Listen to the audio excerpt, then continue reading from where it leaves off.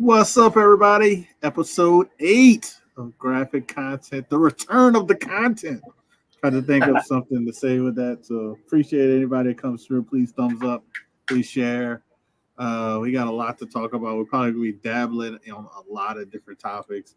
No kind of set format. You know how we do it here because it's kind of open. We talk about a lot of stuff. But look at that! Look at this guy. He's always welcome, Mr. Yeah, he's Bleeker. always there. Mr. Bleeker. If you're not doing anything you want to join, just let us know, Bleak. We might have some stuff you want to talk about as well. So, had about a month break. Had a little vacation. Still tired from vacation. Still recovering. You never can get enough vacation time unless I hit that Powerball tonight. I don't know if you will see me again, but you will see me again probably with high class, star quality podcast material. Paid to by the Powerball company. So yes, appreciate everybody that comes through. Appreciate you, Bleak. So I don't know what you want to talk into first, but you know what I'm gonna kind of dive into. I'm gonna dive into something that actually Chris didn't see yet, and I just want to recommend it because I think more people should see it. Is Mission Impossible? Was it Dead Reckoning Part 1? I seen it early, and it is probably one of the best movies I've seen. Probably the best Mission Impossible movie I've seen. Even better than the last one that just came out. So that's just an A plus, 9.8 or higher on that book. I graded. So go see it, and we can talk more about it. But great movie, and it doesn't end. It ends like you're like, oh man, I need to see part. Like it doesn't end like you're like, oh, like what's going on? It ends like a part 1 should end. Because he had stuff accomplished and he had he had a lot of stuff that wasn't accomplished. So, yeah, so it's very good. I'm trying to think of the last time. I think the last Mission Impossible movie I saw was like part 2, like way back. I haven't seen any of the newer ones. What's good about them? It's kind of like James Bond type movies because the title says it itself, Mission Impossible. So it's you don't really have to have too much backstory on a lot of different characters. Oh yeah. As long as you know Ethan Hunt, and I think he had a couple of the other characters have been around like since the second one, maybe or the third one. Maybe. It's is it Vin Rames? Vin Rames. Vin Rames been around since the first. Like he was in the first one. So they got there. So they're still in. So you really don't need to have too much of backstory because it's about a current mission that the movie is about. Yeah. But if you want to see part 2, you got to see part 1. This is how this one's built. But it's good though. I definitely recommend it. Bleeker said Fallout was amazing. Gonna have to watch this one. If you thought Fallout was amazing, Bleeker, this one is better. In my opinion, This one is better. And that's why I'm kind of excited about part 2 because I would love to watch it together, even though it'd be like 4.5 hours of movie. That's why to touch into another movie that's coming out. They got 2 movies that's coming out. And then the movie segment will pretty much be done because the movies are, even though they got a lot of stuff going on. Oppenheimer, I'm probably not going to go see it because it's literally 3 hours. Mm. That doesn't include the previews, which is extra 20 minutes. So basically, that movie's 3.5 hours. I want to see the movie, but that's going to be one I'm going to stream just because of the length. Like Mission Impossible was over 2 hours, and that was hard to, because you got stuff to do. It's hard to sit down for over 2 hours for a movie, and the time has to be right for me, and for probably anybody who has kids or you have something to do. But probably won't be seeing Oppenheimer, but the one we are going to see, Chris, I don't know if y'all are going to see it, but I'm not buying a $70 popcorn bucket. It's Barbie. I don't know. I really don't know what's gonna happen with that. I heard it's actually pretty good. I mean, I'm sure. I mean, like for that property, because that if they knock it out of the park, you can just print money, pretty much. So I wouldn't be surprised if it's actually a really good movie. I just don't know. I mean, I haven't heard anything from my wife about like, oh, we're gonna see that. So isn't Barbie owned by Mattel? Yeah. So Barbie is Mattel. So this is my theory, because Netflix fumbled the bag. I think doesn't He-Man doesn't Mattel own He-Man? I think they do. I don't know. Like I want to say yes, but I don't know if it's Hasbro. Like I'm kind of like it Yeah, might. yeah. Somebody in the I chat, tell. Bleeker might be watching. He probably could tell us. I don't know if it's Hasbro or Mattel, but I know Let's see. Mattel owns a lot because Mattel actually Yeah, bought a lot of stuff. well, Mattel, Mattel was like like a lot Franklin of things. machines. And, Yeah, a lot of stuff went out of business. Mattel ended up buying. I think they bought Kenner, if I'm not mistaken. Didn't they buy Kenner, or was it Hasbro that bought Kenner? So it's no, Hasbro bought Kenner. I remember okay. that. Let's see. So what's up, Kenneth? Thank you for stopping through. Smash that thumbs up. But I'm trying to figure out because I got a feeling that if Netflix found the bag because they spent $30 million so far for He-Man, and then they canned it. It's like he spent $30 million already of money and canned the movie, and it was supposed to be a live action one. So, but the problem with Netflix is they don't do theatrical or only releases. Oh, he said it's definitely Mattel. So it says when I look right now, it says was it Bobby, Hot Wheels, Fisher Price, American Girl, Thomas and Friends, Uno, and Mega. So I don't see anything about What's He-Man, up, but K-pop? What's going I on, can double K-pop? check. Yeah, so yeah, we're just trying to figure Oh, it out. I guess they don't own that. Huh, hold on. Oh no, they do. Masters of the Universe. You know what? I messed up and big. Oh, He-Man. Like no. So they own Masters of the Universe too. Yeah. Yeah, so Mattel owns it. So my theory is since Netflix scratched it and pretty much letting it come back, I think once Barbie is successful, some studio is going to try to do a live action He-Man. Might be Yeah. Amazon. It might be like Amazon or even was it Apple? You never Because know. they're always looking for content. You got to think those two companies are pocket heavy or bank heavy or however you want to say it. They have a lot of money, but they don't have a lot of content.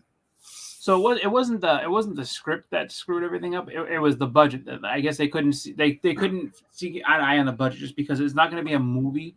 It's going to be it was supposed to be a television show. So it was supposed to be like a show, and I guess Netflix didn't want to spend the money that that they were being told it was going to cost to make the show. And I understand that. I guess where it's just like if it's just a show, you don't want to be putting out big budget like a movie. So. That makes sense. It's just, I mean, the question is that the question that I would have is that what would better suit it? What would better suit, that character, or that property, a movie or a series? Because I think, I mean, you can do a lot with the series. Obviously, there's much more that you can do there. But the thing is that for what it is, and if you wanted to have like limited releases and probably I guess like squeeze more content out of it for a longer period of time, I think a movie would be better. So it all depends on what they're trying to do with it and then how they're trying to portray it too. Just because that's where the script thing would I think come into play. But for right now, they're just trying to get the budget together. So what they were talking about, like from what I heard, was something around $200 million is what they were talking about. And it's just like for a series, they're not going to do that, but for a movie, I mean that's a doable movie. And what's so funny is that's a good transition to talk about budgets in Hollywood. And I think that's a lot of issues that not just Disney, all of these movies are having issues with heavy budgets. And actually, if you look at what's been going on with TV, depending on the number of episodes, $200 million for a He-Man show is actually not bad, especially, because the problem is there's actually not enough money for a He-Man TV show because how you break down money between TVs and movies is just one thing. So $200 million is for everything for that one thing. Yeah. But the TV, depending on the number of episodes, let's do the Marvel normal eight episodes. So they have to stretch $200 million between 8 episodes. And that's why you have some of these Marvel shows that you're just talking. Or you have some of these other stuff where they're not doing much because the budget is in another episode. And then they have the added cost of marketing, which has gotten, to me, that's the biggest thing that's gotten out of hand is marketing costs. Um, they have to tone a lot of this back, and the writer strike and SAG strike is not going to help anything, honestly. The SAG strike is going to get finished before the writer strike. I think they're going to starve out the writers because you got to realize a lot of stuff, a lot of stuff is already written and ready to go. So once they get the stuff with the actors done, they're going to go back rolling film and everything. They don't need the writers for at least another like 6 months. And by then, people are going to be like losing houses and everything else, you know. But that was another vote. But what do you think about the budget? I think the budgets have gotten out of hand. Yeah, I mean, you have the problem with budgets being very high, and then you have to worry that once you put that out, is it going to get I mean, obviously everybody's all about opening weekend for anything, for any movie that comes out. So it's all about that opening weekend, or it's all about how you if you're doing a series, it's all about how you retain people. Where Netflix normally does their releases, it's everything at once. So do you get that one big pop in the beginning where someone can just binge something in an entire? I mean, if you really have nothing to do, can you binge the whole day and just watch the whole thing? Or how many people are gonna basically is the watchability there after that first initial I guess burst of people that are going to come on, like, all right, like a great example is like Cobra Kai. Cobra Kai comes out, seasons there, all the episodes are there. You can literally just sit there and binge the entire thing, if you have the time to do it. And once that's done, it's like, all right, cool, And that's how I got into Walking Dead. I hate to say it, honestly, I was not watching Walking Dead on AMC at all. And then when all of a sudden it popped up on Netflix, like season 1 through 3, I think it was like the first 3 seasons popped up. I watched it and I got hooked. Yeah, and I got hooked where I was like, I had to watch it on TV or whatever. I had to watch it when it came out. So I got hooked. Breaking Bad is what happened with me with that. So I had never watched one episode of it. And a guy that was at college was like, you got to watch, just give it a shot. I'm telling you, you'll like it. Okay, whatever. So I watched it, and then as I'm just kind of going through, I just sat there and I sat there the whole summer before the last season ended up coming out. I just binged the entire thing, so that basically once and I started like in the beginning of July, and then once we got to the point where like, all right, new season's coming out, I was all caught up. I was like, all right, I know everything. I was like, I'm not lost. I can watch this every single week and be cool. So it's the thing though, again, is just trying to get that money back. Making sure you're gonna get that money back, and then if you're doing a series like that, making sure that people tune in, just because that's the other thing too. Is it's like when you have the Disney Plus format of like we release an episode every single week, you have people that maybe don't watch the episode, just listen to people's opinions, like, oh, this thing sucks, fuck it, don't watch it, and then all of a sudden it's like, all right, well, I'm not watching this anymore because this guy says it sucks. And it's just like, so it's kind of a tough deal either way. And they're gonna try Netflix model, that on Echo TV show. They should, because I'm just saying a lot of people are like saying, "Oh, does that mean it's going to be terrible?" I said, in my opinion, I think they're doing that because they realize that like an Echo show is like some of these other shows is like you watch one episode, you're like, man, this is terrible. But like I think if you watch the whole Echo, you'd be like, oh, this is actually not bad. It's not bad. Yeah, so that's the thing. Like they like to build to that whole build to the big pot, and that's the problem is that every time you kind of when you do that, if you have weak episodes, people just be like, all right, not like there's no need to watch this part. Wait till it's all done and then go ahead and like, oh yeah, I binged the rest of it and yeah, it was pretty good. But it's like outside of that window, it's like no, we needed viewers 3 weeks ago. Now, no, what does it matter? We're getting all these random views, and so what? It didn't help the numbers out where we needed them to help the numbers. So yeah, and Disney Plus is making money. The reason why I say that, they might be overspending on stuff, but they're making money that they need to just manage correctly, because I know through Disney Plus they have a deal with Verizon, right? So you can get you can get like the Disney Plus it's basically for free, because Verizon pays for it, but it doesn't come out of, like you're not actually paying for it. You're paying for your phone bill, and you have the Disney Plus as an add-on. Thank you for being a Verizon customer. Yeah, and Verizon exactly. is paying Disney Plus, so it's like man, like they have tapped into something that it could even be more. It's like, but I don't know. I don't know what Disney's thinking with Disney Plus. What you could say. I don't know about all that. Like, I mean, like I know that there's some of it, but it's not as bad as everybody makes it out. But it just seems like if there's any little hint, people like lose their minds. It's like, you know, it's not as bad as everybody makes it out to be. Like everybody makes it out to be. A lot of stuff. I would say. And you know what else? Everything I watched with Disney for as Marvel related stuff, it was entertained. I enjoyed. Yeah, and was it some of the stuff is not as there were different levels of stuff, but I was entertained. I enjoyed it.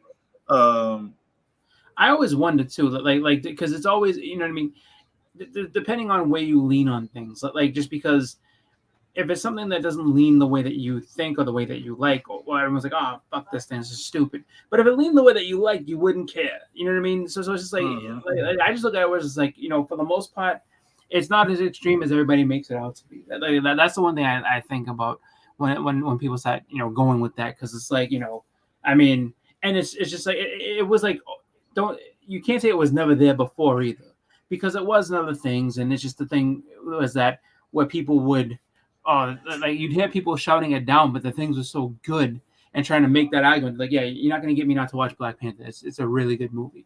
Oh, like the message that was in Endgame was ridiculous. It's like, really? Because it's an awesome movie, so I don't give a fuck what the message is. You know what I mean? It's just like that's really what it, and now it's just like it's not that same quality. And then people like, oh, I've seen all these different things. Yeah.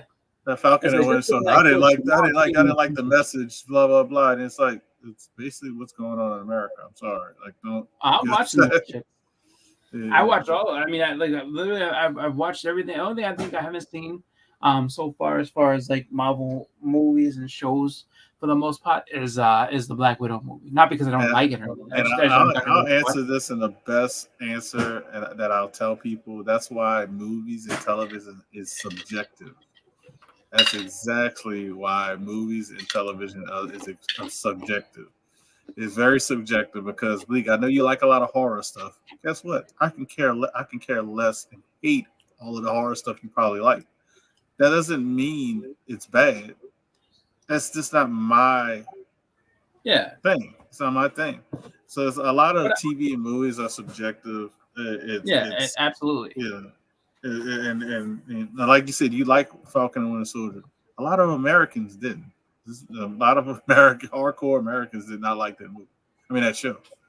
It got a little too serious. You know what's funny? You know what's funny is that I just to kind of get back to the whole budgets thing and everything. Oh, like you know, the strikes and people getting paid. If you're kind of curious as to like what it like, some people may not really understand or feel like they know exactly what people are upset about. If you watch the American Gladiators documentary, which actually is pretty good, it's on Netflix. They talk about like what happened with them on that show and how really they got used and abused kind of when it came to what they put out there, what they were doing. I mean, because they were getting destroyed as far as what happened, like and how the games, how they were kind of set up initially, and it's just like, no, well, you got these big, strong people, going out there, and you have to think about like something like the Joust or anything like that. It's like they would film multiple episodes on the show at once. So it's like you have one guy standing on the Gladiator, and they're getting pummeled by random people all the time. So it's like and like the first couple matches is great. Like I can hold my own. He's like, after I'm fighting 7 people in a row, I'm getting tired, and they're just beating the shit out of me. It's just like, so it's like you had that. So you had the injury thing, and then you had, I guess, the contracts thing, because they were just like, what's that? And we're seeing merchandising. We're on a countrywide tour. There's video games, all this type of stuff, and like we're not getting any piece of that. And then they went back and they looked at their contracts, and they were just like, no, like this is what you get through perpetuity. So basically, they pretty much told them like no. And I guess the salary they were getting was $500 a show. They were getting $500 a show. They got no piece of any merchandising, and the guy who ran it refused to negotiate because, like, my dad never negotiated. I'm not negotiating. Fuck you. And it was just like, so and it was like, like the guy was looking at it was like, no, the show was a star. You guys aren't the stars. Like, no, the Gladiators were the stars. Like they made it.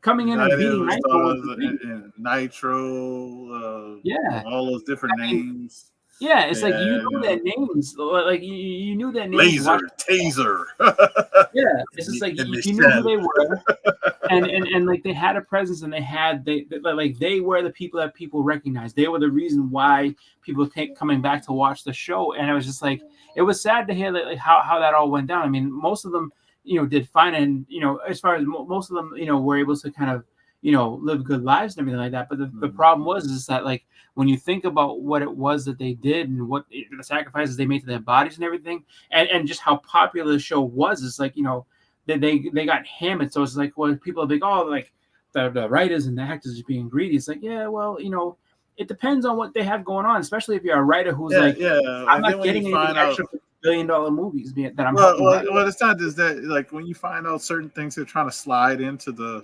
new contracts, like the SAG one. The reason why the SAG one went to strike is because the producers tried to slide in.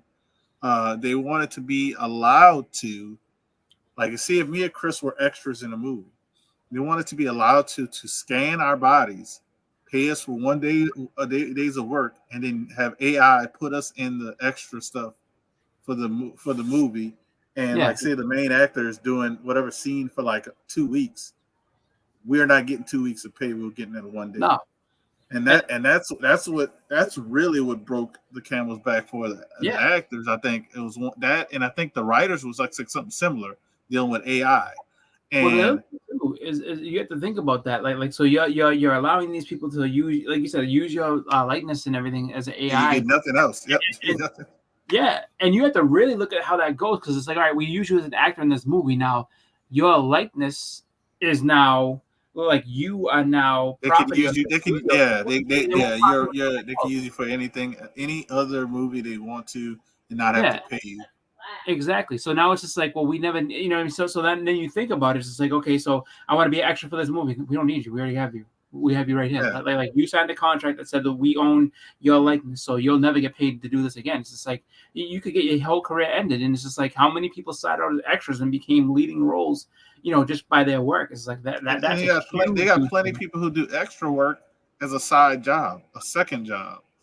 Yeah, I actually did that as my main job. That when I first got out of college, while I was looking for a job, because they had filming a lot of movies in New Orleans. Like literally, I had work back to back. that's funny. And they were paying at that time. They were paying $79 for a day, $79 a day. And you could, but this is how it broke down back then. It was, the day could be 30 minutes. Or like day could be 1 minute. The day could be like 1 minute, but it could be that max 10 hours. So when you really think about it, you're only getting $77.90 an hour. Yeah, Because we hardly worked, a short time. Usually it was always 8 to the 10 hours. yeah. And so to Bleekus and talking about Chappelle, yeah, Chappelle had a great bit about that, and he's right when he said what he said, just because like Nitro even said when he's on the show, he's like, dude, those contracts are illegal now. Like you can't do that to be like, but it's just like, what do you? That's the hardest part. Is like when you're first starting out, what do you know? You don't know. And it's just like, and it's just so easy, especially, you look, but that show is what started in like '89 or something like that. It's like they didn't know anything, and they could like put you in those the Kenner contract with Star Wars. Kenner contract with Star Wars said it basically said throughout any galaxy. Yeah. They used like the Star Wars terms in the contract, and guess what? Until they basically got bought out, nobody else could do Star Wars toys because how the contract was written. Exactly. And George Lucas was hoping it would go bankrupt. Yeah. He was furious because like, dude, like, we want to make money with this. Like, yeah, no. I mean, you can't. He made pennies when they were making thousands of dollars. Tens of thousands, hundreds of because thousands. He just, he was. I mean, at that point, George was. Oh, but George for the first Star Wars movie, George basically put every penny he had into it. So it's just like as long as it's getting made, and we secured a toy deal, like that's all we needed. Like, all right, no, we got this toy deal, we're good. And all of a sudden, it's like, oh, did you read the toy deal? Well, I skimmed it. Like, yeah, you shouldn't have done that. Yeah. So he got real royalty screwed on that, but he ended up winning at the end. But it took him a long time to win at the end when he's old. But especially when he ended up selling this whole Star Wars for $2 billion. Yeah, he's not hurting at all. He did okay. And I think he's still like I think he's still a consultant. Yeah, he's still his input. Oh yeah, Bleak. He did okay now, but there was no guarantee that first movie was going to be a success. No, and if it would have failed, George Lucas would have been George Lucas on Skid Row Avenue. Oh yeah, he would have been right there with the rest of the I mean, it's funny how many people, like when you look at famous people, how many people all had that same deal. It's just like, what's it called? Hershey, I guess, went through a whole bunch of bankruptcies, like a bunch of times. He's like, look, this chocolate bar's gonna sell, you watch. And then what's it called? Disney, same thing. Like Walt Disney was pretty much to the point where he was asking people for money to help him. A lot of people, like what's his name? Harrison Ford didn't start acting until it was mid-30s or end of his 30s when he did a favor for George Lucas. Who else? Morgan Freeman, I don't think started till he was like 60, if I'm not mistaken. I don't know, 60. He probably maybe not started, but he didn't get famous. Let me say it like that. Yeah, he didn't get famous till he was like 60. He didn't know because he was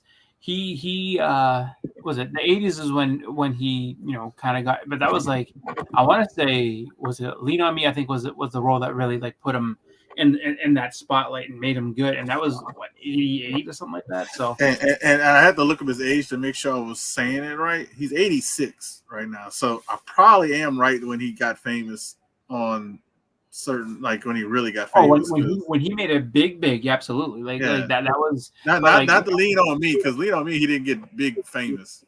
No, he just did really good, and then people saw him. You know what I mean? I would say that was probably like right around like seven. And then what was the one? The one where he was the president. I think it was Armageddon or whichever one of those asteroids. He played a president in like two different movies. Like he played one on Deep Impact, I think. Deep Impact, that's the one. I always messed that up. He played, what is it? The president, the Olympus Has Fallen or something. Yeah. Oh yeah. Samuel L. Jackson was definitely. That's another one too.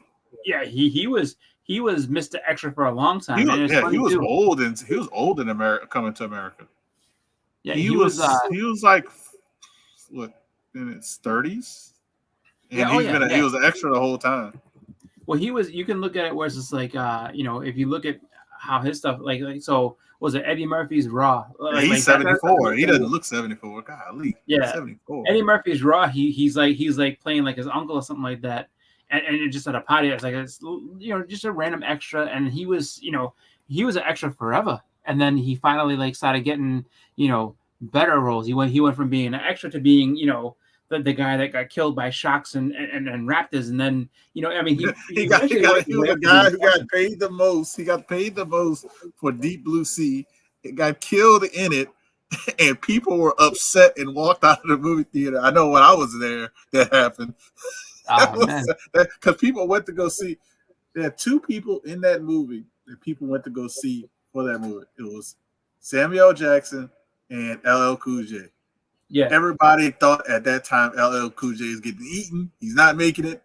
Samuel L. Jackson's gonna make it. He makes that speech. He gets killed, and everybody's like, "What the?" And then when LL Cool J, the cook makes it, you're like, "What the hell is going on?" Well, the thing that's funny though too with you look at Samuel L. Jackson, like I think the role that really there's two roles I think that really like propelled him into being like, no, this guy can be a star, like really be a star.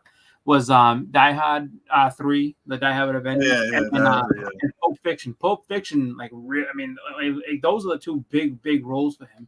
Where it's like he went from being just kind of a guy who had a few lines in the movie to being like, oh, like this guy can carry a whole movie. Like he's ready to be that kind of guy. He was in his 40s at that point too. Oh yeah, he was old. Yeah, it's like I don't know. I shouldn't say like old because I'm but I'm just saying yeah, he was no, definitely like older. in acting terms, Oh, he in was acting, absolutely. yeah, acting terms, he was old. I mean, they actually to me they aged him up for the show that he's in, Secret Invasion. How, like they made him go from like, all right, he's a spry Nick Fury to like now he's like he got dusted, but he's the only one that aged during the dusting. Have you noticed that? He's like everybody got dusted, didn't age. Nick Fury gets dusted. He aged 20 years. He came back. Yeah. It was like, wait, hold on. Something not adding up. So Peter Parker got dusted. He was still in high school. Well, you know, but the fun part with that though is just that it doesn't take away from his character, like because they're just looking at it where it's just like I mean it works well with the show just because it's like no, he's washed up, he's he's not the same. It's just like no like this looks it makes him look grizzled, it makes him look cool, and just like and you still when you see him kind of have that like I'll take you down thing, it's like oh you kind of believe him. It's almost like you ever watch those Death Wish movies with Charles Bronson? It's like this dude moves into the worst street in America, and there's just gang riddled violence and all this crazy stuff. And here's Charles Bronson just kind of just doing his thing, like walking, and then someone gets on his nerves, and next thing you know, he's out there just destroying people. And it's just like you really think Charles Bronson can save everybody? Like after you watch the movie, yeah, Charles Bronson, he was legit. Was it McMurray or McMurphy? McMurphy was a beast. He was a beast every single movie, and it's just like, and that's the same thing. I think the same thing when it comes to Samuel L. Jackson when it comes to Secret Invasion, where it's like, yeah, like they're portraying him as over the hill and old and everything like that, but this guy, he gets the job done. You can tell he's gonna be like I haven't seen I don't know what the finale is gonna be like, but I think he's gonna do something cool. So I wanted to look up that movie I was telling you about because it popped up actually on my Instagram. Yeah. It was the movie's actually called Talk to Me. Actually, I don't think it's a Disney, but I know Disney got like a horror movie that's coming out, or it might have already came out. I was trying to see. We were just talking about something backstage, and this popped in my mind there about it. But I was trying to look up this movie Talk to Me and see if was it 20th Century had produced had made the movie. It doesn't look like it, but what's funny? Talk to Me got like a 9. Is that 97% on Rotten Tomatoes? Oh wow, that's crazy. Yeah, I'm still not going to see it though. Ain't gonna believe that's a movie. That's a movie you probably would like. It's a horror movie that got a 97% on Rotten Tomatoes. What do you see? Yeah, I haven't seen the Bruce Willis Death Wish, but I knowing Death Wish as it is, I mean, as far as the movies are concerned, they're not the greatest of cinema. However, they're really, really, really fun to watch. So when they cast him as Bruce Willis, I was like, I don't know what's going to work. Well, the one quick thing, and my daughter wants to show something, but Bruce Willis, you got to remember, that's when Bruce Willis was dealing with his other stuff when he probably filmed that, because he's been dealing with that for a long time, and they finally came out. She wants to show something that we just got. So, the Mario. Oh, y'all on the court. I haven't seen this so yet. We'll show a little bit. So they only had a couple at the store, my wife said. We end up finding the Super Mario cookies. And I'm so happy. So we're looking for the Chase cookies, and it's Chase cookie? Bowser. We're looking for the Bowser cookie. I wanted to be Princess Peach. So yeah, but they got baby Bowser, but Bowser is the Chase cookie. And what do you mean, so people gonna grade these cookies? Well, no, they're not grading them. We saw a video and we found out that they were selling for $20. Get them! Wow. See, you know what's funny is when they do these things. The lady, remember they had to eat the Chase cookie. Yeah, I'm eating right now. She said she got to eat the Chase cookie. She's gonna eat $20. The Chase cookie is worth money. The Chase cookies worth money. The Bowser's worth $20. You're gonna eat Bowser? You're not gonna try to sell it? No. It's all mine. I remember the Lady Gaga pack that they made, and it was just like, dude, the Lady Gaga cookies. And I remember at one point that unopened packs were like $45. I was like, for Lady Gaga Oreos? Luigi. Lady Fantastic. It says Princess Peach is missing and Bowser is trying to take over her castle. Will you join us and find the right Oreo to help Mario and the other heroes save the kingdom? I guess she has something to scan. Huh. We have to scan Yeah, That's hilarious. so Oh well. don't eat the the cookie we need to save Princess Peach. it. Yeah, do not eat the Princess So you got to Peach. scan that with your pad and find out what cookies are. She's Yeah, and misinterpreting do that not one real even bad. think about She's like, don't eat eating the Princess Peach, but eat that Don't Bowser. even think about it. No, you don't eat the Bowser. The Bowser's worth $20. Oh, yeah. Now she said, "Oh yeah." What's up, Lady Fantastic? That's How you so doing? funny. So I just wanted her to show that off.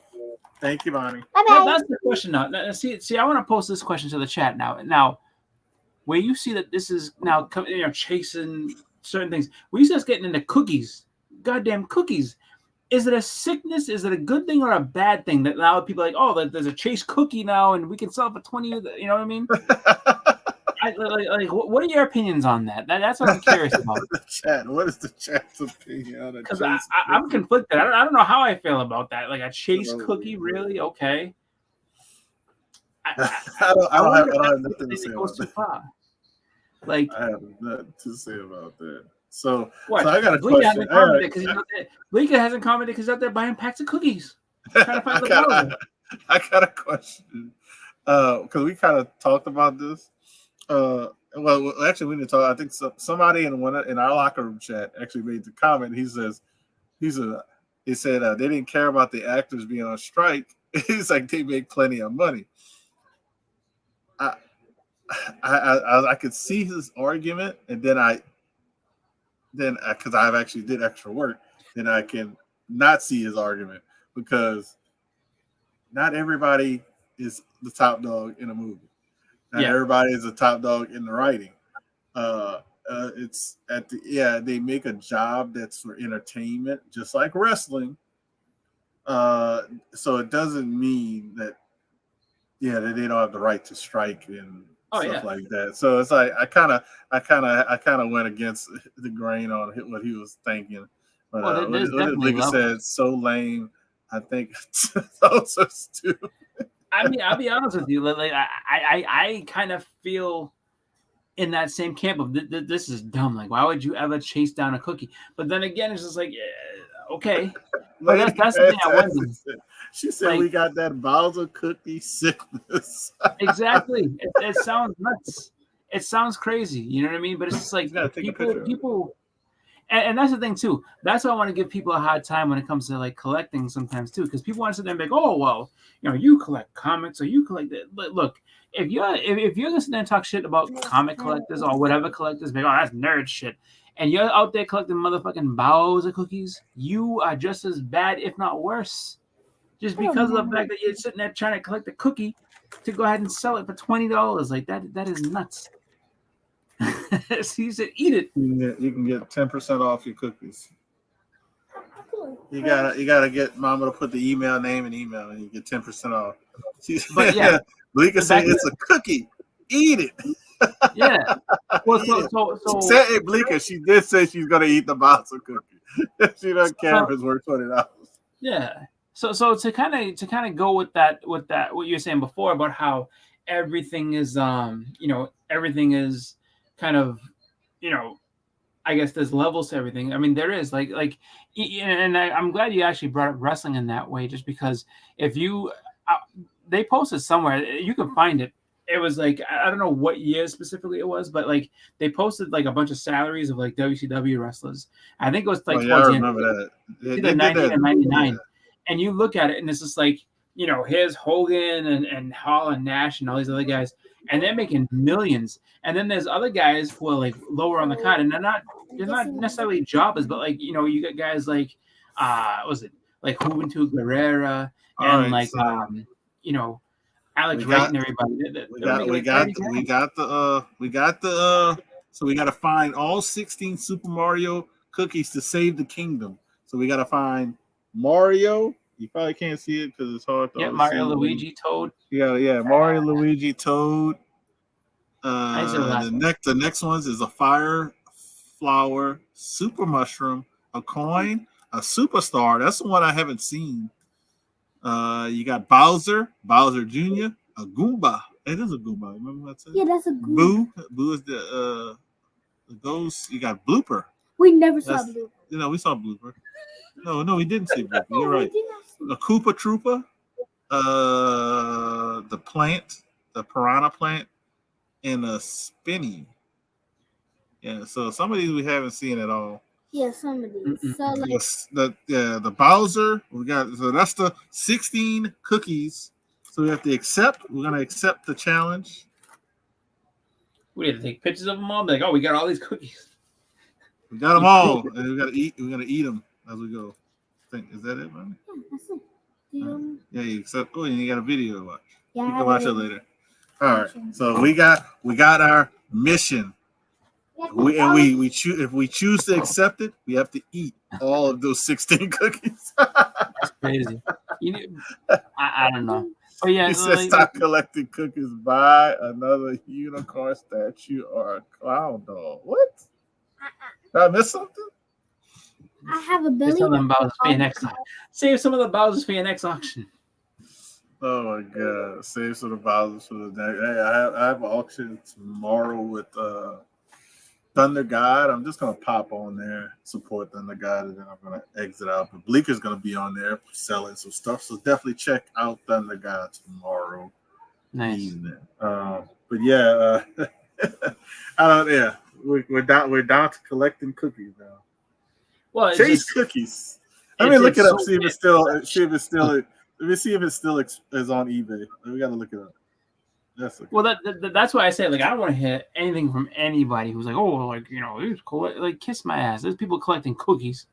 All right. I don't want to hear nothing about how it's not mainstream or how it's underground or only nerds do that. Yeah, right.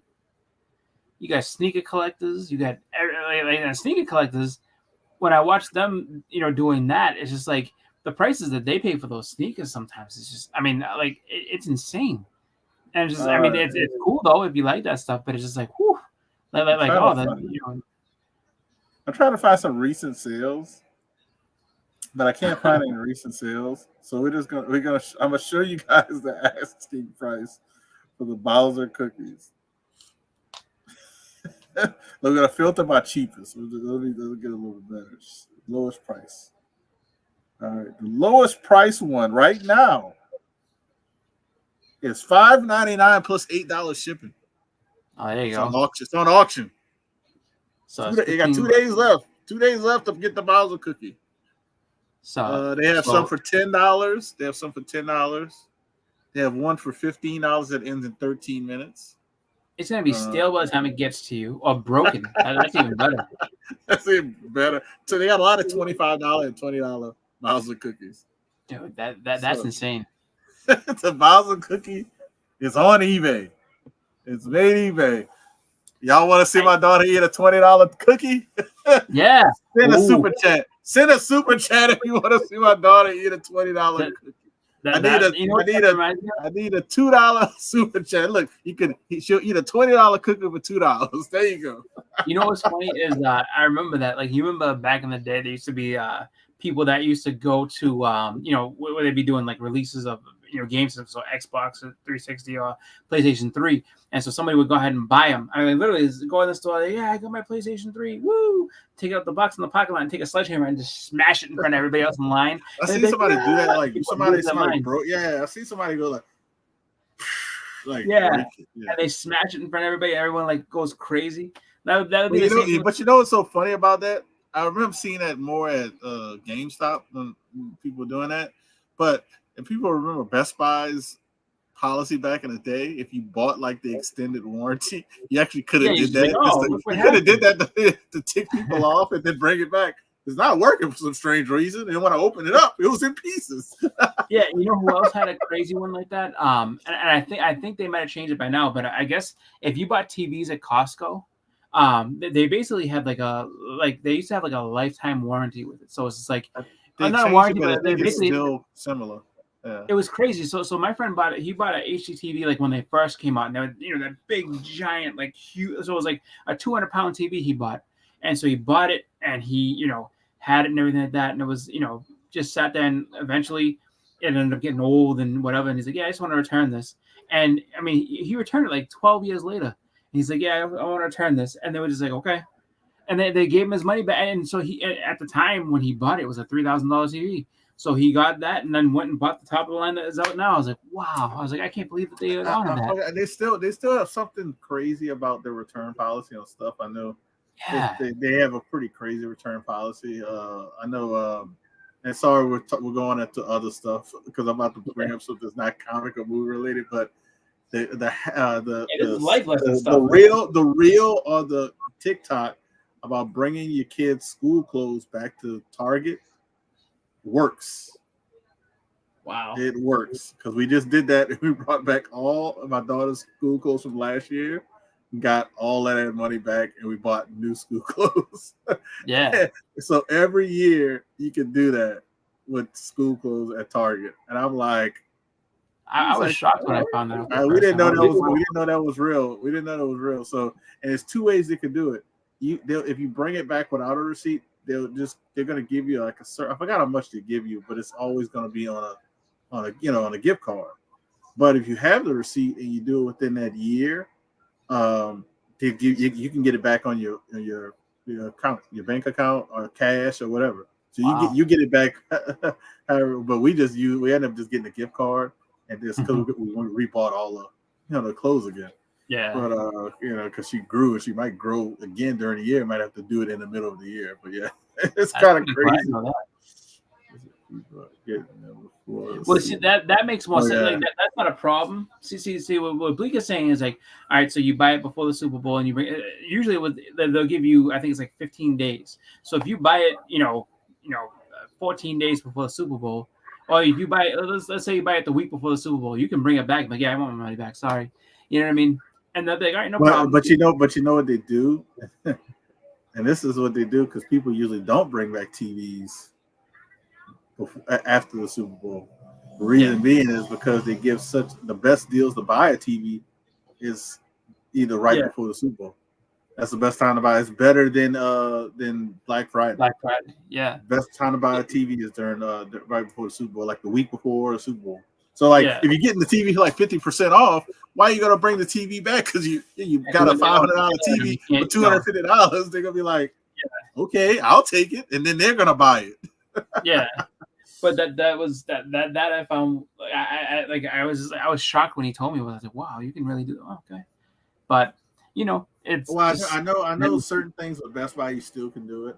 I know my microwave is under that policy. It's like if they have it in stock, I can bring it back and they'll give me a new one. That's pretty cool. Like right now I should do it because it's kind of sticking the door. Like it's not opening easy. Like you gotta really press the button. And it's like it shouldn't be doing that because eventually I'm not gonna be able to open it. I'm gonna have to like pry it open. Because the button, you don't have like an extra button to open it. It's like a button and it opens. It pops open. So I probably should actually put that on a mission to do. To just go get a new one. Yeah. It's a good way to get a clean microwave too. Just bring it back and say, hey, it's not opening well. So for everybody who, just random life hacks, you need some new stuff. Just remember, just go to these places. Life lessons on a comic. At least try it. I would say try it and see what happens. Because if it doesn't work, hey, look, we just heard stuff. Yeah. Well, different stores have different policies too, so you got to be aware of that too. But what else? What else happened? Movie, TV, comic related. If you want to touch on, my wife just told me something, and I said that's not going to happen. And we talked about it a little bit backstage, and I saw somebody had to hurry up and do a live video. He wanted to get this out there for other people. But Disney is selling to Apple. Yeah, that's the rumor. That's the rumor. They're selling to Apple. So this is how I perceive this rumor, and this is because I've been in business. I've seen a lot of this stuff done. We've seen this stuff done in the past with movies and TVs and whatever, and properties. I got a feeling Apple was in talks to buy something from Disney, and you know how that old saying is like you tell somebody a secret, about a third or fourth person is totally different. So it was Apple and Disney talking about buying X, and then by the second person or the third person, it was like, wait, Apple's buying Disney?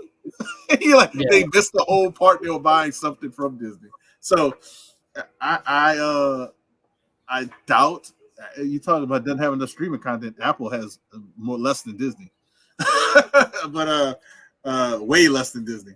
But I think could see Apple buying ABC yeah, they're supposed to be selling or that off. ESPN. I could see them buying those two brands.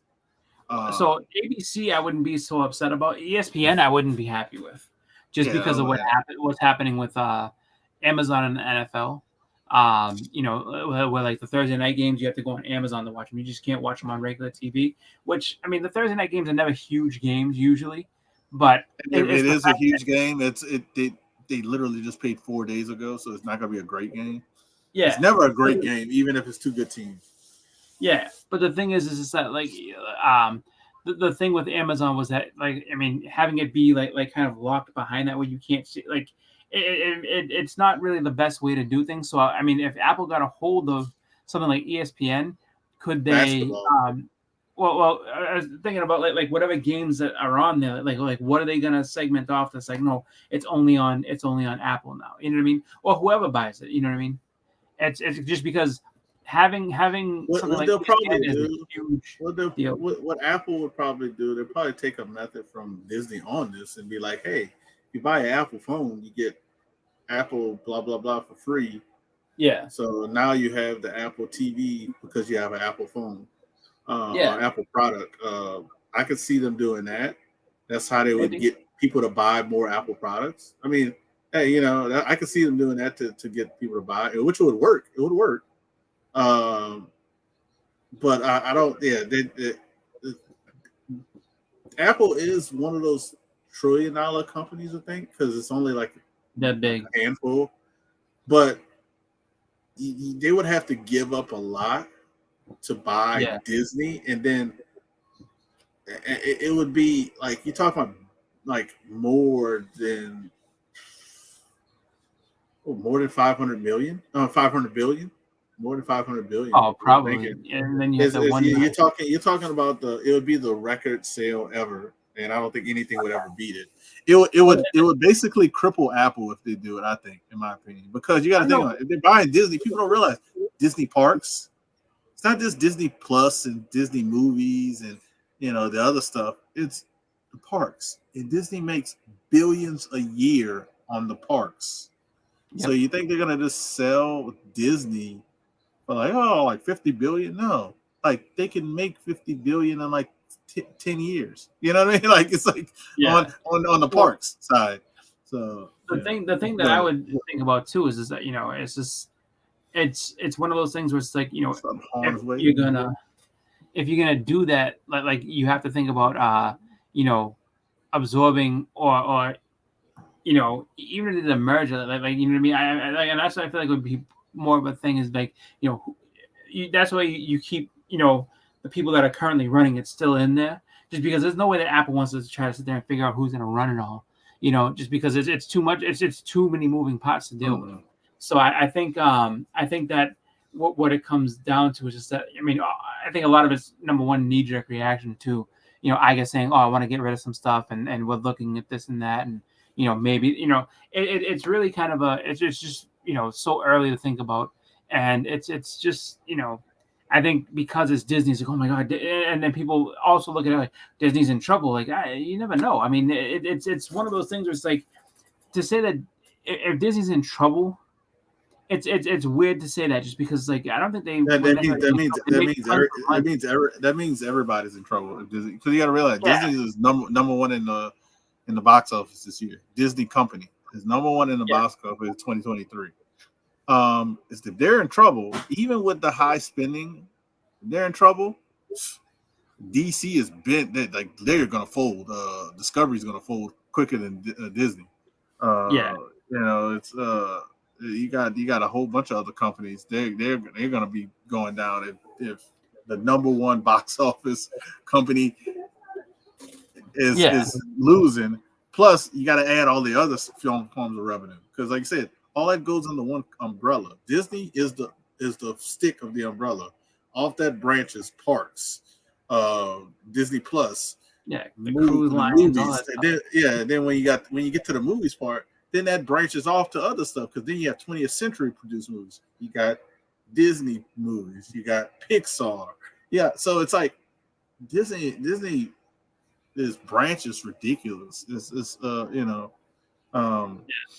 but like I could see what Chad said about if the Steve Jobs and I could see them having a merger, but how that would work, I don't know. Because who would have control of what and would it be 50-50 or would it be a little? Yeah, because since Apple's worth more, would they want it to be? You know what I mean? So it's like, it's a strange thing, just because it's like as far as Apple is concerned, I don't think like intellectual property wise they own anything even close to what Disney does. So I mean, it's just like that would be a bone of contention right there. It's like and just to put. You just want to go one character. Okay, so who owns the mouse? Who has control over the mouse? Is it us or is it them? Just because, like what are you gonna do with it? Like, what's gonna happen with that? So that's a big thing to think about. And it's just like, and then too, you got to wonder too, because if you're like, all right, this is just gonna happen. This is it's gonna be this way. It's like then you got to worry about the Federal Trade Commission kind of seeing what's gonna happen, because they might be like, this is too big of a move. You can't do this. Like it's just too big. I know that there was a big I guess thing with Activision and Microsoft, where Microsoft now has acquired Activision, and for a while people were like, well, this is too big, you can't have it, but it passed through the FTC, so and I think it's going to be delayed a little while, but it's good to go. Yeah, but the thing that's funny too is that like when it came to Call of Duty. They they would just like, screw this. Like we're not like, if you sell to that, like we're not telling you anything. Like it was something where they were just like, we're not giving you anything. They had a big loss. No, Sony said it was Sony. Sony's just like, we're not giving you any information on. They were saying to Activision or whatever. We're like, we're not going to give you any specifications on new systems that we're making because we're not going to have you give that to a competitor. No. So it's kind of a weird. Yeah, it was a big, and then a big lawsuit came about it. And guess what? If you look it up, you got all the information you need, because they talked about a lot of stuff. They even have release dates of the new Xbox and the new PlayStation. I think they come out in 2026, if I'm not mistaken, or it might be 2028. But I don't know what year. But out of this lawsuit, a lot of information came out, and that information came out as well, dealing with that. To go back and see, Disney's made some crappy decisions, but a lot of companies have, made worse crappy decisions. I hate to say Warner Brothers made really worse. I mean, Disney, like the hotel. Guess what? People are still going to it. People are still going to it. Well, the thing is, the hotel was very ambitious of a thought. It's just the execution of it. Like, we want to have a Star Wars themed hotel. Absolutely, everybody's on board. Then when they started saying like what was going to be there and what was going to, how it was going to work, they were just like, and then the price tag too. Because even if it, like the way it was like, you had to spend like 2 or 3 days in the hotel. No, the max you could do was 2 days.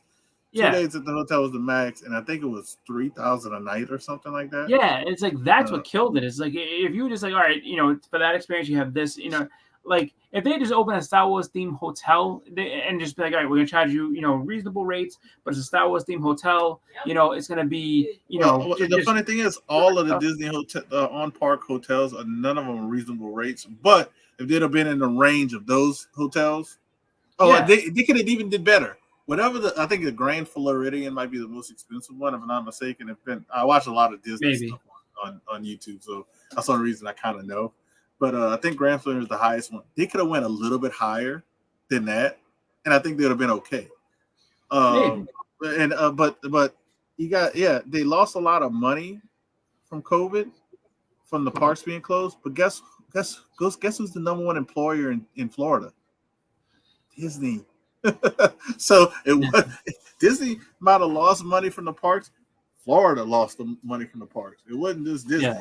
Yeah. And that was, so Well, we can go into a whole another thing about that, but they're back at it now. Yeah, well, when it came to the hotel, the thing is that like, the one thing that like I always looked at when it came to that whole thing was that you have to know your audience a little bit on that one, just because while you'll get people to stay in all these different things, and like something that's specifically themed to Star Wars, you're gonna have just Star Wars fans going there. So some people, you have to make it something where even like it's going to be the most unbelievable experience, great, but it's going to be affordable too. If it's not affordable, then no one's going to go. I mean, and people may go, but it's like you're going to have like instead of being able to have a revenue stream that like is this wide, you now have one that's this wide because there's all these people that aren't going to be able to afford to go, and they're just going to be okay. So this is all the money you're making when you could be making way more if you would just kind of move it down into something where a family can go ahead and afford and not want to go broke. To talk about harms, they actually their themed hotels are sustainable because the majority of their hotels on the grounds are themed. And actually some of their affordable options are themed hotels on the grounds. I know they have like the one that's like the arts one, so it does a lot of animation. Yeah, those are the all stars, the art of animation. Yeah, those are. When we go, we stay at those ones. Those ones are the more affordable ones. It's and those are theme ones. Yeah, like they have the art of animation. They have like one that's like sports. They have another one that's like they have a bunch of different ones, and they're all kind of in the same area. And then you have like the resort types, like was it like the Animal Kingdoms, like Kidani Village and Jumbo House. You got the Tiki one, whatever the Tiki one. Yeah, is. the Polynesian one. You got the Polynesian. You got the Grand Floridian. Those are very expensive. Those are very expensive, but those are kind of themed because when you go into those, like the Polynesian one, is ever since Moana came out and some other excuse me, some of those other movies came out, they kind of went into that theme of that hotel. Yeah. Just like which is the Grand Floridian, I think. No, it's not the Grand Floridian. It's the Orleans Hotel. Orleans Hotel is one of those expensive ones, but Princess and the Frog got swooped into that one. So they kind of like have these ones that are getting themed in. I forget what the other one's called. It's English one.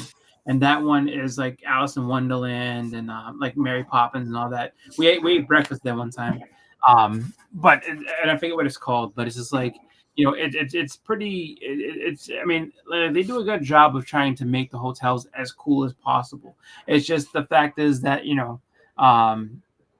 with the Star Wars one, they kind of gambled a little bit too much, thinking that people would pay any price to stay there. Almost like the guy in Jurassic Park was like, people will pay any price to come here, and it'll be. It's like, no, people won't, just because like we're not made out of money, and and part of that decision I think was based on kind of what Bleak is saying, which is like, oh, we were shut down for so long, but we need to we need to make money back, and the other part of it was and without being too, I guess, cynical, was greed too, because it was just like, no, people are gonna pay. Like, I want to be there. It's like, no, they're not. Like, trust me. Like, because when you think about Disney, and you think about going on a trip there, it's like you gotta think about the hotel, and then you still gotta pay for the park. You still gotta pay to eat. Like, I got some money from the minute you make your reservation. You're bleeding money, and to pay it off, and then once you get there, you're bleeding money until you leave. I got some numbers because Bleak made me look up some numbers. A lot of companies, not just like, I have to keep relaying that, a lot of companies post-COVID, during COVID, had a lot of issues. Yeah. Let's go to what they're currently doing. I'm going to read the second quarter numbers that they released. The second quarter numbers just for the parks, for Disney's parks, $7.78 billion in revenue. I repeat, $7.78 billion in revenue, and a quarter is 4 months. Yeah, No, he's right. They're estimated. Tom They're Brady's fun. estimated to be. They're estimated to be over 28 billion in the year of 2023. Yeah, That's from the parks. That's not from the movies that they're number one in the calendar year for. That's the parks. To kind of talk to Hamsley chat for a minute. Let me refer you. You're right about hemorrhaging. You want to at least be, if you can, best case scenario, you're bleeding money throughout. You do your best to try to bleed money instead of straight up hemorrhaging. It's because it's true that like it's so expensive there. It's insane. And then especially if you have a little one who's like, oh, I want to get this and that, it's just like, we gotta. I don't want to get into that, Bleak, because that's actually up there as well, man. That's why I would love you to be on here. Their movie, or it's called Media Entertainment. It's I'm trying to do the math. It's almost double of the parks. 55.04 billion in revenue. Yeah. That's what they're estimated for the year. So I could probably look up their quarter. But that's what it says. Media and entertainment. Too. But I don't know. I guess entertainment might be something else. Might be added too. So I don't know. Well, you also have to think about too when it comes to the movies, because it's not just the Marvel movies. Like because that's one that people kind of forget. It's like you got to think about the cartoons like they did. So what's it? Haunted Mansion is coming out. That movie's gonna make a boatload. It is just because it looks good from the trailer. It's gonna make tons and tons of money. So it's just like and guess what? A lot of people thought was it Little Mermaid was gonna lose money. It actually it actually is profitable now. It actually is profitable. It stayed in the top 10 for movies, top 10 like movies, how the ranking goes. You got the number one movie of the week or whatever. It stayed in the top 10 for 8 weeks, I think. I think it was 8 weeks. So that's how it made majority of its money in the US. So that's profitable. A lot of people thought it was going to lose money, and guess what? I think that movie made more. It made more in the U.S. They had a list of stuff. Little Mermaid made more in the U.S. Than Fast X. Well, I'm trying to think of a lot of movies. I know it made more than Fast X and a few others, but there's a few other movies that are pretty big that you're like, no way that Little Mermaid made more than that. I think it's the number 4th. It's the number 4th grossing movie of the year in the U.S., not worldwide. Yeah, U.S. domestic box office. I think it's the 4th. The last time I looked it up, which was like a few days ago. Yeah, I think about that where it's just like like I don't. It's funny because it's like I think a lot of people don't give the respect that it needs when it comes to these type of things. It's like like Disney always tends to make a lot of money off. Why is he dreading to go to Disney World? Oh, he's talking about the money that's going to cost. Just because Disney. Yeah, because it's like depending on how many days you're going, I mean, it's just like you have that. Then you got a budget. It's all about budgeting. Knowing what you're going. But you got to stick to it. No, I'm being serious. Everything you do in life is about budgeting. You have to stick to the budget. That's the other issue. I'll say this much, like just looking at it is just like as you kind of look at it, like, and you have to have it paid off a month before you go, so you can do a payment plan and everything like that. But like, it's funny though when you get it all paid off, you just like, oh wow. So this price by itself, which and this is just for the stay, but it's like it's a big price tag just for that stay, and it's just like and so it's one of those things where it's like it is of course you come in, you budget and everything like that. It's just. It's I don't think it means he's actually dreading it, like, oh my god, I don't want, what I mean, but it's just one of those things where it's like like you budgeted and whatever you save, you're probably gonna just slash through because it's a good time, it's a good vacation, you want to enjoy it, so you are a little bit more just loose with spending on certain things just because it's part of the experience. So it's kind of a facetious dread. More so than like, oh my god, I'm being tortured and taken to Disney to spend money. They're gonna make me buy everything. I mean, next year, my daughter wants to go to Super Mario World, and if anybody knows that it's only open right now in California. The one in Orlando it's not going to open until I think 2 years from now. It's like 2025. It's probably not even built yet. Well, no, they started building it, but it's 2025. You know, Yeah. I have to give Universal credit. They build stuff way faster than Disney. Uh, but it's still going to be 2 years where they build a whole new park. So we're going to be going to Super Mario Land, Universal in Hollywood, and we most likely will do at least one day at Disneyland because we're there. Yeah, you might as well. And you know, it's a different experience for my daughter. So, and I'm actually looking forward to it because I could actually see Avengers Campus. So that'll be actually pretty cool, and she'll be able to actually experience that, which you don't have in Orlando because of the deal they did with Universal. Yeah. So, I know we were supposed to go prior to COVID happening to Disneyland. We were planning a trip out, and then everything got shut down, so we couldn't go. But what happened, you know, the thing that we were gonna end up having was that, like, you know, so we're gonna go to Disney and everything. But I'm like, you know, I've never seen California. I actually would like to see some of California. Like, I said, like, you know, as long as these things are like within driving distance or somewhere close to where we'd be staying, I was like, my only request is to see the Chinese theaters, to see the Walk of Fame in the Chinese theater. I want to see a beach just to say, oh, I've been to I've seen the actual Pacific Ocean, put my feet in, and that was it. I mean, I was just like, all right, those are things I wanted to experience outside of that. But you know, it's just kind of funny because like the people that we were gonna go with, like you want to do all that? You know, Disney's not enough for you? Like, hell no. It's like you understand, there's a whole state. You know what I mean? I don't want to see the whole state, but I just want to see, like, you know, how close it is, and just be like, oh yeah, I you know, experienced the Pacific Ocean. I went and saw, you know, to just take a picture in front of the Chinese. San Diego is supposed to have some of the most beautiful beaches, stuff like that. Yeah, it's supposed to be gorgeous. I know what you're saying. So I mean, so you know, I'm actually excited. That'll be the first time being in California for more than a layover for a flight. You know. Yeah. Well, that would be the tough part, is just, you know, the flight over and the flight back. Because I mean, so for you guys, for us, it's like, oh, you know. Well, for us, it probably won't. It won't. We'll probably have we might have one stop going and one stop coming back. Boy, in your hands, that you probably could find direct flights. Maybe. You know. Well, you can find direct flights. Yeah. From Boston, but.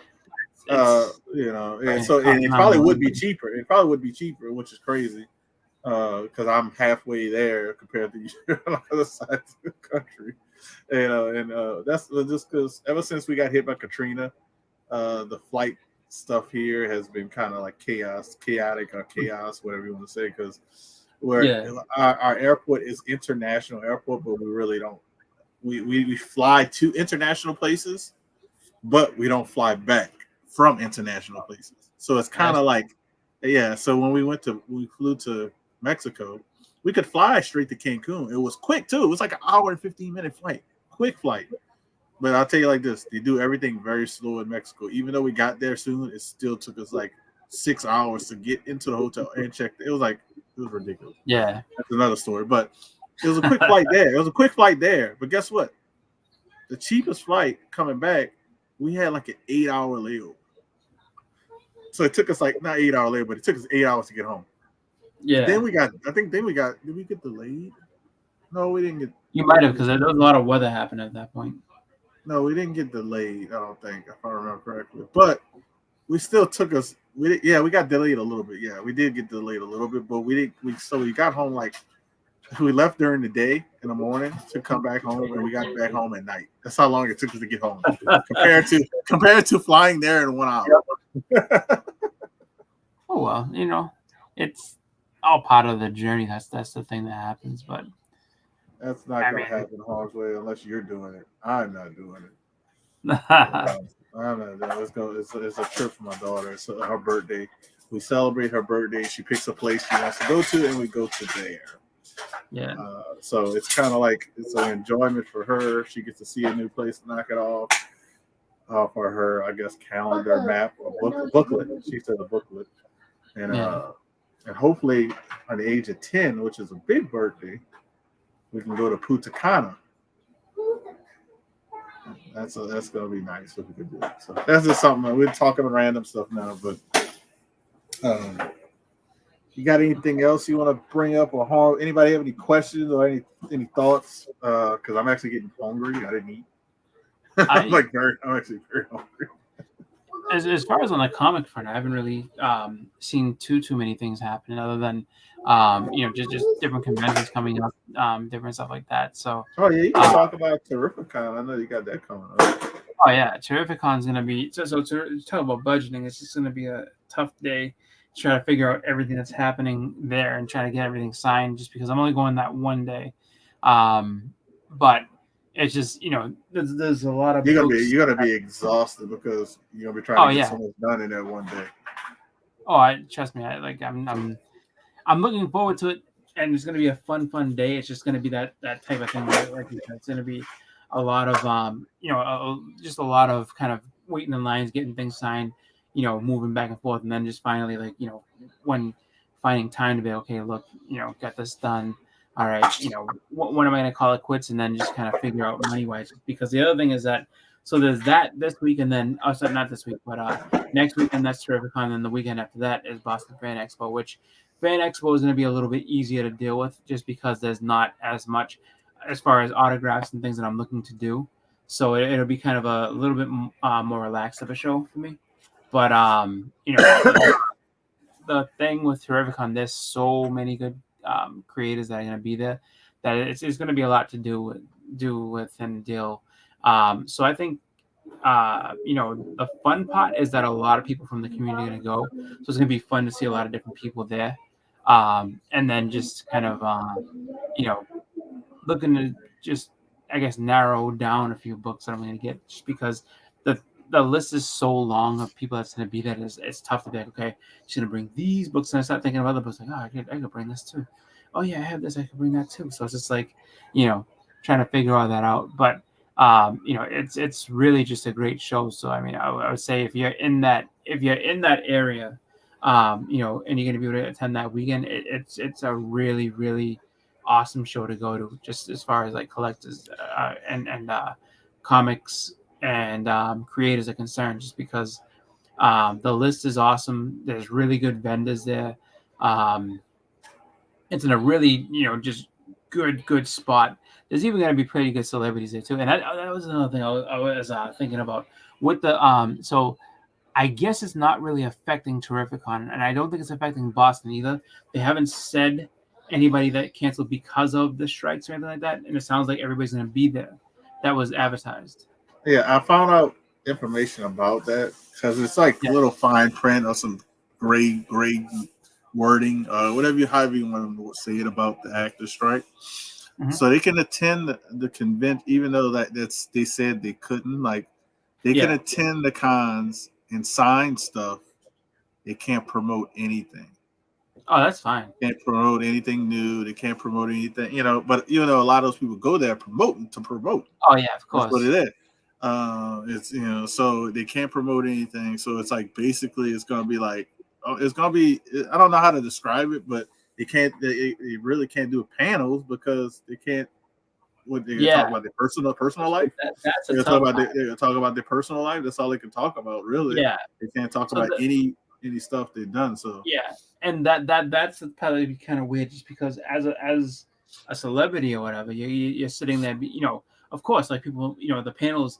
I wonder how that will work, but I mean, I think for that, I mean, depending on how they're going to do that, that'll all remain to be seen. But as far as being able to get the sign, though, like that's a big deal, just because I think a lot of, I think that the convention, the conventions that are still coming up that are that celebrities are going to, I think that they were probably all scrambling. They look, you can't breach the contract now. It's way too late. It's not like we can't reschedule. We can't get somebody else. It's not fair. So I think that's why they kind of stuck with doing what they're doing. So I think they're pretty much they can do their signings. They can meet people and say hello, take pictures, but they can't promote anything and they can't discuss anything. So that hurts panels, which I think that was going to have an effect on San Diego to an extent. I would love to, because we got some people who are on YouTube who's going. And I'm really just pick their brain about how was the experience with all that going on, because they can do certain things, but they can't do certain things. Does that make any sense? So like if they have a promotion, like the company like the movie company can promote a movie like the Marvels. We know that's coming out soon. If Disney was there, Disney's not going to be there, but Disney was there. Disney could promote the Marvels, but none of the actors could be there. None of the writers could be there. Yeah, the only one person actually could be there because they signed a new contract is actually the director.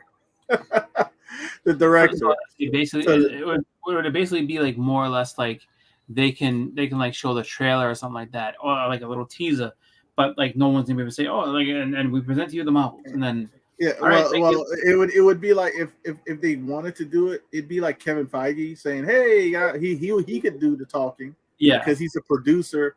He's not a director, but he's in that slash with the producer / director because they have their own union. Yeah, and they actually are under contract for 3 more years. They signed a new contract, so it could be somebody like him, or like I said, it could be a director who has no writing credits.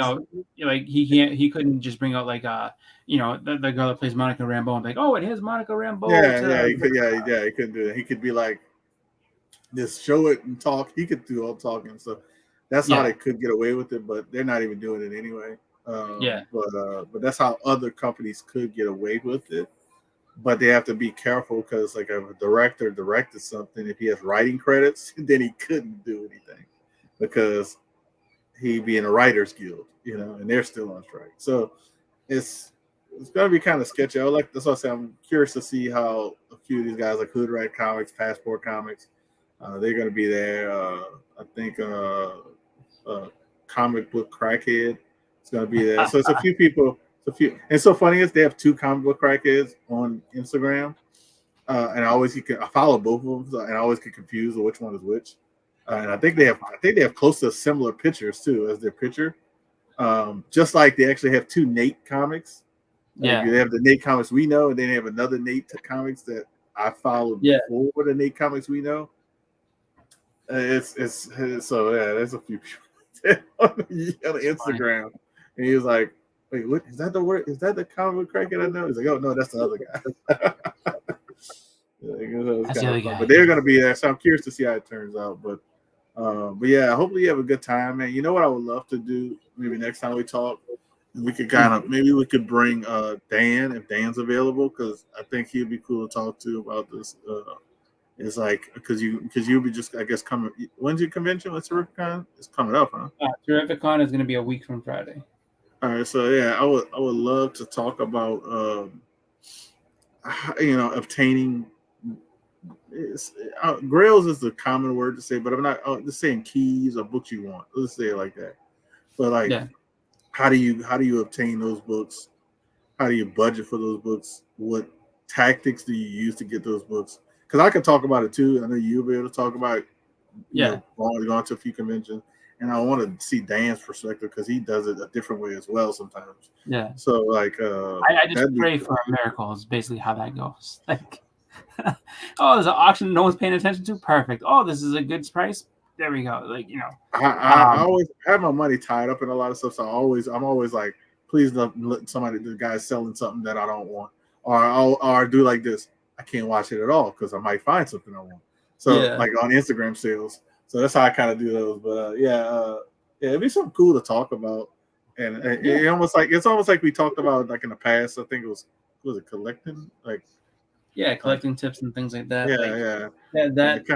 You could always touch on that multiple times. Oh yeah, you go. There's always good things with that, and there's just even talking about how you came to get something. Like I can tell you, that there's different books that I came across where it's just like, oh, I mean, like I wasn't joking when I said like sometimes it's just auctions that no one's paying attention to, and it's, I mean, I'm not saying that you gotta stay up till like 3 a.m. looking through, because there's people that do that. They'll sit there and they're just like night owls, and they're just on there looking. I mean, for me, I just didn't do a lot of research on things, so I just kind of keep an eye on a lot of different stuff, and then try to figure out where things end up being which option ends up being the best, and then there's all the times where it's just like, what, it's here in front of me now. The best sellers, like, because you got some good sellers that sell some really good stuff, and so it's like, it's a lot of stuff we could talk about, like, I don't want to go too deep into it, but because we could save some, but I think I would love to talk about that, because like I said, you're going to a convention. I think Dan, I don't know if Dan's going to any convention, but I know he picked up a big book and recently. So it's and I'm doing my own thing and I'm kind of like I'm actually pausing buying stuff and actually submitting stuff. So that's going to be interesting how that works out because I usually have the mouse, not the mouse, but the hamster wheel rolling. Yeah. So yeah, that'd be kind of cool to get my perspective on the other end of not really doing as much. 'Cause I haven't really done as much besides the stuff I have submitted already. I know for But me, like buying is like I'm slowing down a little bit with buying just because of the conventions and stuff, and then when it comes to submitting, I will probably end up submitting a couple of things at Terrificon, and then maybe like one or two things maybe at Boston, Boston.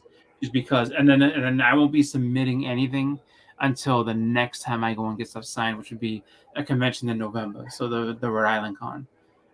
So it's just that's how I'm going to try to kind of space things out, and as far as like submissions are concerned, and then hopefully pick up a couple books I want to get before the end of the year, but we'll see because it's always that'd be cool. It's all about too because. We'll go deeper in it because I'll talk about why I got so many books signed at Dallas and what my plan was. Is like honestly, I had a majority of those books I did get signed are for sale, but that's how I kind of game plan. I say I want to keep a handful of them, then the rest, and use the rest to pay for my submissions. Yeah. So, but yeah, we'll go deep into that. You got anything you want to promote, Chris? I know we got a lot of the same stuff. But... Yeah, I don't have anything planned for my channel right now. Like I definitely should be making a video, but to be honest with you, I think that this week and more into this week, definitely like this weekend, I'm going to be trying just to get books together and trying to figure out what I'm bringing with me to Terrificon. So, that's something I'll be doing. I probably won't show them just because, who wants to stand pick? I'm going to get this book signed. I'm going to try, like, I can probably show things after I get them signed. Like, oh yeah, this is what happened. This is what I did. But nothing for here. Like the next thing I'll be on, as far as the show is concerned, will be the hunt, a week from Friday. So that'll be the 28th, I think, right? 28th, yeah. So Friday, the 28th, I'll be on the hunt. I may pop into another show or two, just if people have room, I might hop on there. So Bleeker does his show on Sundays. He does church. So sometimes I end up hopping on there and just having a good time, just talking with those guys and discussing just whatever's going on, just having some fun, hanging out, and that's pretty much it for me. I don't really have too much going on right now. I will say this. I will I think hop on that sale that you and Bleak are going to do on Saturday. If I'm around, so it's not this Saturday, it's next Saturday, right? It's supposed to be next Saturday. It's supposed to be the last Saturday of the month. Last Saturday of the month. Okay, so on the 29th, I'll probably hop on with you guys. Like I should be around, so so I could, if I'm around, I'll definitely hop onto that just because that's fun helping you guys with the sales and everything like that, and then just kind of. You never know, he might throw up something. The saying, bro. The saying, he got doubles and triples he needs to sell to fund his hobby. We get it. We got it out of I think you get it out of him once a year, so we'll try to get it out of him again. But yeah, myself, basically all the stuff he promoted.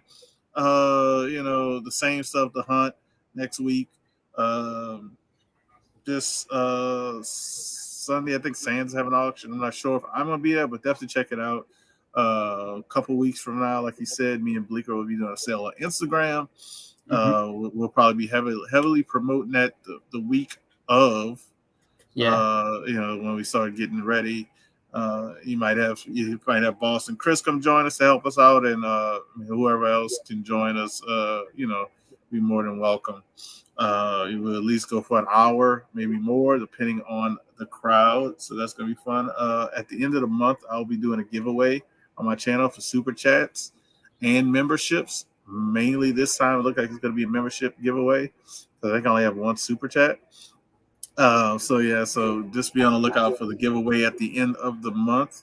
I haven't decided if I'm going to just do a slab or few raw books that are pretty expensive. So I'm just working the king side. That's why I don't want to show anything because yet.